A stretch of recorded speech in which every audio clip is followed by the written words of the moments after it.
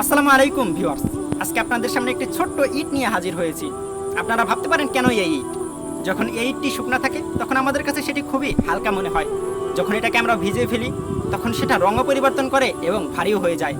এর সাথে একটা মানুষের বিশেষ বৈশিষ্ট্য উপলব্ধি করা যায়। মানুষ যখন বেকার থাকে, যখন মানুষ সফলতার দ্বার প্রান্তে পৌঁছাতে পারে না, মানুষকে যখন দুঃসাই করে, তখন মানুষকে খুবই হালকা মনে হয় শুকনা ইটের মতো। যখন মানুষ সফলতার দ্বার প্রান্তে পৌঁছে যায়, মানুষের যখন বাহ্যিক বেশভূষার পরিবর্তন হয়, উন্নত হয়, সুন্দর সুন্দর পোশাক আশাক মানুষকে চাকচিক্য এনে দেয়, তখন হয়ে যায় সেটা ভেজা ইটের মতো। হয়তোবা বুঝতে পারেননি, ভেজা ইট যেমন সফল যখন মানুষ হয়, মানুষ ভারী হয়ে যায়, গণ্যমান্য হয়ে যায়, সম্মানিত হয়ে যায়। যখন সে ইটের রং পরিবর্তন হয়, অর্থাৎ সফল হলে মানুষ বাহ্যিক বেশভূষা পরিবর্তন করে, পোশাক আশাকের পরিবর্তন করে। এ থেকে খুব সহজেই বুঝতে পারি এই ইট থেকে আমরাও অনেক শিক্ষা নিতে পারি। হয়তোবা এখানে দুইটি শিক্ষা বলা হলো।